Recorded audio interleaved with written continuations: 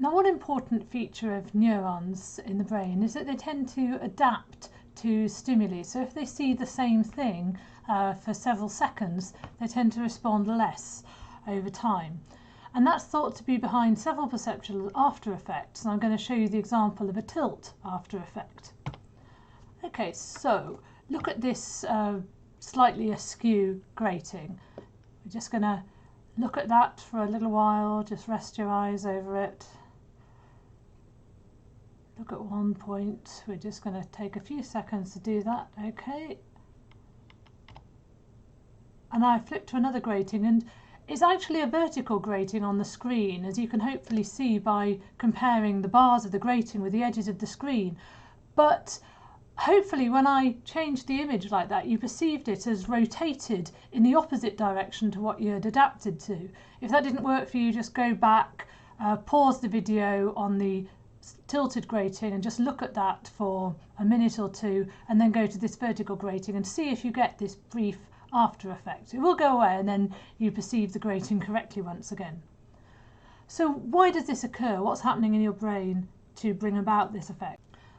So here's a sketch of a population of neurons. I've drawn a few more here, showing their tuning curve. So the coloured line represents the firing rate of the appropriately coloured neuron below, as a function of the orientation of the stimulus. So again, the red one is tuned to vertical, the yellow one to plus 30 degrees, and so on.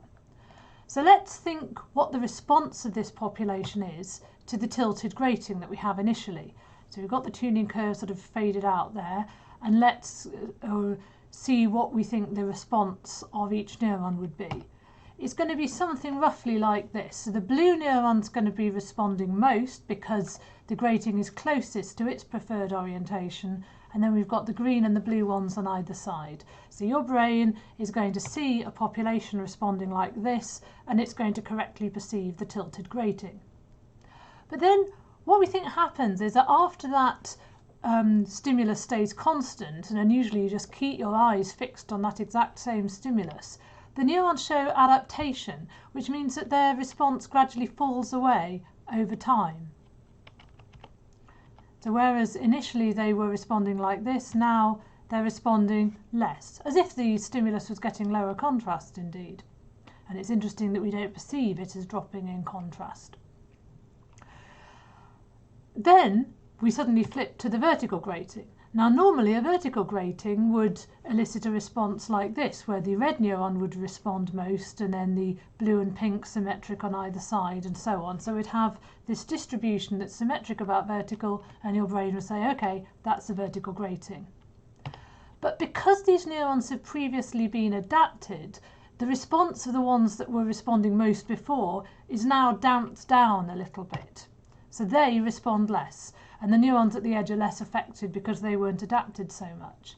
So now the population response looks like this, which is what would normally be elicited by a tilted grating. So as it were, the centre of gravity of this response is a little bit off to the right.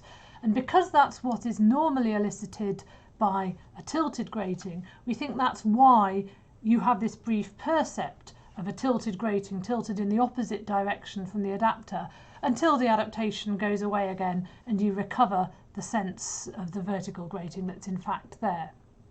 So that's an interesting effect, and we think that this kind of adaptation is behind lots of different visual illusions which you might be familiar with. You may have seen a motion after effect, you may see colour after effects, or contrast after effects. You can find lots of them online, and they're quite powerful and quite fun.